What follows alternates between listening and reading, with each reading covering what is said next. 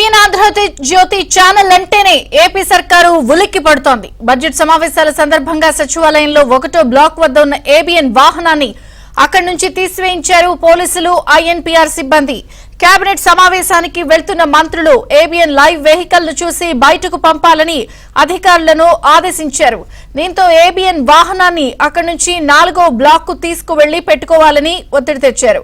ABN సిబ్బంది చెప్పినా వినిపించుకోలేదు. బలవంతంగా లైవ్ వాహనాన్ని అక్కడి నుంచి 4వ బ్లాక్ కి పంపించేశారు.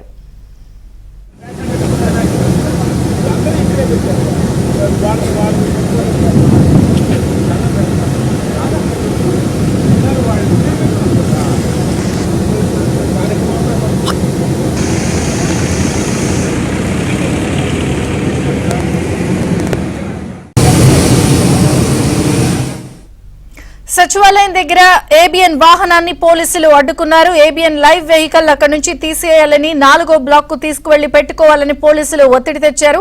ఏం జరిగింది మరింత సమాచారం మా ప్రతినిధి సత్యాన్ని అడిగి తెలుసుకుందాం. సత్య, విజయ్ చంద్రిక, ఏబిఎన్ ఆంధ్రజ్యోతి పేరు వినగానే ఈ సర్కారు ఉలిక్కి పడుతుందని మనం చెప్పుకోవచ్చు. ముఖ్యంగా ఈ ప్రతి కేబినెట్ సమావేశం రోజు 1వ బ్లాక్ 2వ బ్లాక్, 1వ బ్లాక్ అంటే ముఖ్యమంత్రి ఆఫీస్ ఉండే బ్లాక్, 2వ బ్లాక్ ఇతర మంత్రులు ఉండే బ్లాక్, ఆ 2 బ్లాక్ల మధ్య డిఎస్ఎన్జి లైవ్ వెహికల్స్ పెట్టుకుంటూ ఉంటారు. అన్ని ఛానల్స్ కూడా అక్కడ అనుమతి ఉంటుంది.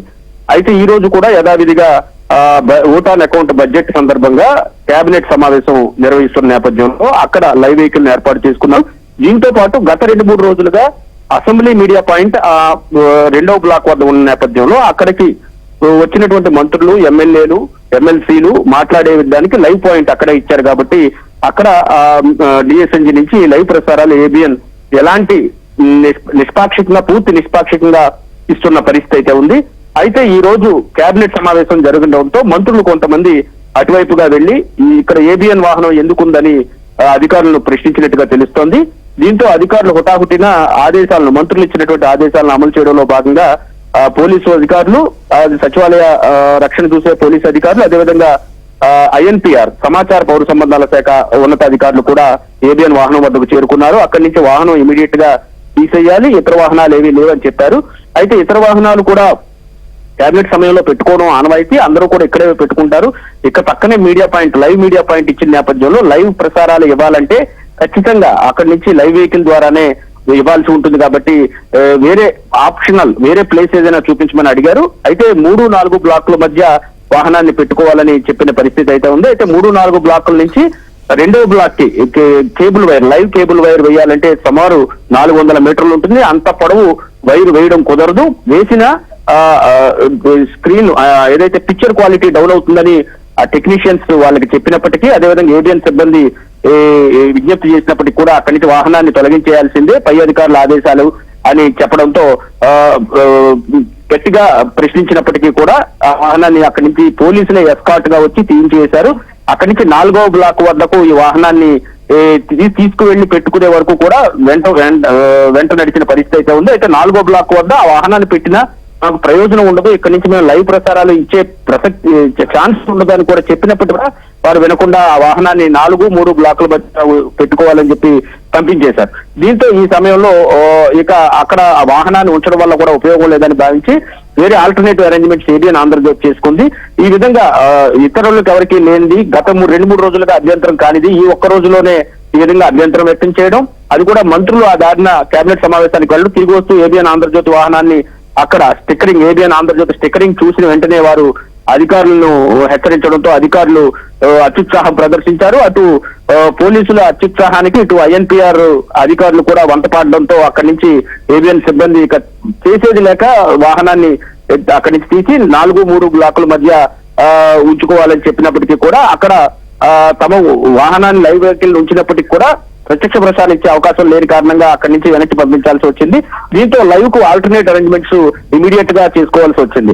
ఒకవైపు అసెంబ్లీ సమావేశాలు నడుస్తున్న సమయంలో ఈ విధంగా ప్రభుత్వ ఉన్నతాధికారులు, అదేవిధంగా మంత్రుల లేదా అధికారుల ఆదేశాల మేరకు ఈ విధంగా చేయడం ఎంతవరకు సమంజసం అని ఏబిఎన్ ఆంధ్రజ్యోతి సిబ్బంది పదే ప్రశ్నించినప్పటికీ వారి నుంచి మౌనమే సమాధానంగా వచ్చింది. ఈ దృశ్యాలను కూడా మనం మన స్క్రీన్ మీద కూడా వారు అక్కడి నుంచి తీసుకువెళ్లాలని చెప్పి పోలీసులు ఎస్కార్ట్ గా రావడం, అదేవిధంగా ఐఎన్పీఆర్ అధికారులు కూడా పక్కనే ఉండడం, ఆ దృశ్యాలను కూడా మనం స్క్రీన్ మీద చూడొచ్చు. ఈ వీడియోలో మనకు స్పష్టమవుతుంది ఏబిఎన్ ఆంధ్రజ్యోతి అంటే ఈ ప్రభుత్వానికి ఎంత ఉలికిపాటో ఎంత భయమో అర్థమవుతుంది. నిన్న ముఖ్యమంత్రి తన స్పీచ్ లో కూడా దాదాపు గంటన్నర ఇచ్చినటువంటి స్పీచ్ లో కూడా ఏబిఎన్ ఆంధ్రజ్యోతులను పదే పదే ప్రస్తావించారు. వాస్తవాలు చెప్పే మీడియాను విమర్శించడమే పనిగా పెట్టుకుంది ప్రభుత్వం అన్నట్టుగా ముఖ్యమంత్రి వ్యవహరించిన తీరు. అదేవిధంగా ఈ రోజు కేబినెట్ కు వెళ్తున్న మంత్రులు అక్కడ ఉన్నటువంటి ఏబిఎన్ వాహనాన్ని చూసి సహించలేకపోయారు అనేది కూడా అర్థమవుతోంది. దీంతో ఈ ప్రభుత్వానికి ఏబిఎన్ పేరు చెప్తేనే ఉలికిపాటుకు గురవుతుంది అనేది స్పష్టమవుతోంది. అయితే అంటే అంత ఏకపక్షంగా ఇప్పుడు ఎంతో మంది ఉన్నారు, కానీ కేవలం ఆంధ్రజ్యోతిని ఆపడం అంటే అంత ఏకపక్షంగా ఎందుకు వ్యవహరిస్తున్నారు పోలీసులు అధికారులు? ఐఎన్పిఆర్ ఏం చెప్తోంది సమాధానం? అంటే సాధారణంగా కేబినెట్ సమావేశం జరిగినప్పుడు అన్ని ఛానల్స్ యొక్క లైవ్ వెహికల్స్ అక్కడ పెట్టుకోవడం అనేది ఆనవాయితీ అసాంప్రదాయంగా వస్తుంది మొదటి నుంచి కూడా. గతంలో తెలుగుదేశం పార్టీ హయాంలో కూడా అన్ని సాక్షి సహా ఇతర మీడియా సంస్థలన్నిటి సంబంధించిన వాహనాలన్నీ కూడా అక్కడ పెట్టుకునేవారు. ఈ రోజు కూడా కేబినెట్ జరుగుతున్న సందర్భంగా అక్కడ వాహనం పెట్టుకున్నారు. అలా కాకపోయినా ఈ రోజు అసెంబ్లీ మీడియా పాయింట్ కూడా అక్కడే ఇచ్చారు. అసెంబ్లీ మీడియా పాయింట్ ఇస్తే అసెంబ్లీ మీడియా పాయింట్ వద్ద లైవ్ కి ఏర్పాట్లు కూడా చేయాల్సిన బాధ్యత సమాచార పౌర సంబంధాల శాఖ పైనే ఉంటుంది. అయితే లైవ్ కు వ్యక్తిగతంగా ఆయా ఛానల్ ఏర్పాటు చేసుకుంటాయి కాబట్టి మనం డిఎస్ఎన్జి వాహనాన్ని మీడియా పాయింట్ నుంచి లైవ్ ప్రసారాలు ఇచ్చేందుకు అక్కడ ఏర్పాటు చేసుకున్నాం. అయితే ఆ మీడియా లైవ్ ప్రసారాలని అడ్డుకున్నదా అనే విధంగా కూడా అడ్డుకునే ఉద్దేశంతో ఈ వ్యవహారం జరిగిందా, లేదా ఏబిఎన్ లో అధికార పార్టీకి లేదా ఎమ్మెల్సీలకు సంబంధించినటువంటి వాణి వినిపించకూడదని ప్రభుత్వం భావిస్తుందా అనేది అర్థం కావాల్సి ఉంది. మరోవైపు అక్కడి నుంచి ఆ వాహనాన్ని తరలించి 3-4 బ్లాకుల మధ్య పెట్టుకోమనడం కూడా నిరుపయోగం. ఎందుకంటే ఇంత దూరం నుంచి అంత దూరం లైవ్ వెహికల్ యొక్క వాహనం యొక్క వైర్ వేయడం అనేది అసాధ్యం. కాబట్టి ఇక్కడ ఉన్న దానివల్ల ప్రయోజనం లేదని ఎంత మొత్తుకున్నా ఎంతసేపు చెప్పినా లేదా 2-3 బ్లాకుల మధ్య స్థలాన్ని కేటాయించినా అక్కడ పెట్టుకుని లైవ్ ప్రసారాలు అందజేస్తామని విజ్ఞప్తి చేసినా ఒక రకంగా బ్రతిమాలినప్పటికీ కూడా ఐఎన్పిఆర్ అదేవిధంగా పోలీసు ఉన్నతాధికారులు ఎవరో కూడా దానికి అంగీకరించలేదు. 3-4 బ్లాకుల మధ్య మీ వాహనాన్ని ఉంచుకోవాలని చెప్పడంతో అక్కడికి తీసుకొచ్చారు. అయినప్పటికీ కూడా అక్కడ మనకు ప్రత్యేక ప్రసారాలు ఇచ్చే ఆస్కారం అక్కడి నుంచి లేదు కాబట్టి అక్కడి నుంచి వాహనాలు తిరిగి హెడ్ ఆఫీస్ పంపించడం జరిగింది. అదే సమయంలో ఆల్టర్నేటివ్ గా 4G ప్రసారాలను 4G ద్వారా ప్రసారాలు ఇచ్చే ఏర్పాట్లు కూడా చేసుకుంది. కాబట్టి ఈ మీడియా పైన ఈ విధమైనటువంటి ఆంక్షలు మొదట్లోంచి కూడా మీడియా పైన వైసీపీ సర్కార్ వచ్చినప్పటి నుంచి వరుసపెట్టి ఆంక్షలు విధిస్తూ ఉంది. ఈ రోజు అయితే అది పరాకాష్ఠకు చేరిందని కూడా మనం భావించాల్సి ఉంటుంది. కేవలం కొందరికి నచ్చినంత మాత్రాన అక్కడి నుంచి ఏబిఎన్ ఆంధ్రజ్యోతి వాహనాన్ని కదిపేందుకు తీసేందుకు అధికారులు కూడా అత్యుత్సాహం చూపించారని మనం భావించాల్సి ఉంటుంది. అదే సమయంలో అధికారులు కూడా ఒక రకంగా విజ్ఞప్తి చేస్తున్నారు. తాము కూడా పై అధికారుల ఆదేశాలను పాటించాల్సి ఉంటుంది, మీరు కొంచెం అర్థం చేసుకోవాలని కూడా వారు కూడా వ్యాఖ్యానించిన పరిస్థితి అయితే ఉంది. అయినప్పటికీ కూడా మిగతా ఛానళ్లకు సంబంధించిన వాహనాలను అక్కడ క్యాబినెట్ సమయంలో పెట్టుకుంటారు కాబట్టి మేము పెట్టుకున్నాం, అక్కడ ఉంచుకున్నాం అని చెప్పినప్పటికీ కూడా దానికి వారు అంగీకరించిన పరిస్థితి. ఈ రోజు అయితే మాత్రం మిగతా ఛానల్ అన్ని కూడా లైవ్ సంబంధించి 4G తీసుకొచ్చారు. ఏబిఎన్ మాత్రం తన వాహనాన్ని అక్కడ ఉంచి ప్రత్యక్ష ప్రసారాలు అందజేస్తోంది. అటు ఎమ్మెల్సీ వచ్చి అక్కడ మాట్లాడతారు, ప్రతిరోజు పీడీఎఫ్ ఎమ్మెల్సీలు వచ్చి మాట్లాడతారు, అదేవిధంగా అధికార పార్టీకి సంబంధించిన ఎమ్మెల్సీలు వచ్చి మాట్లాడతారు.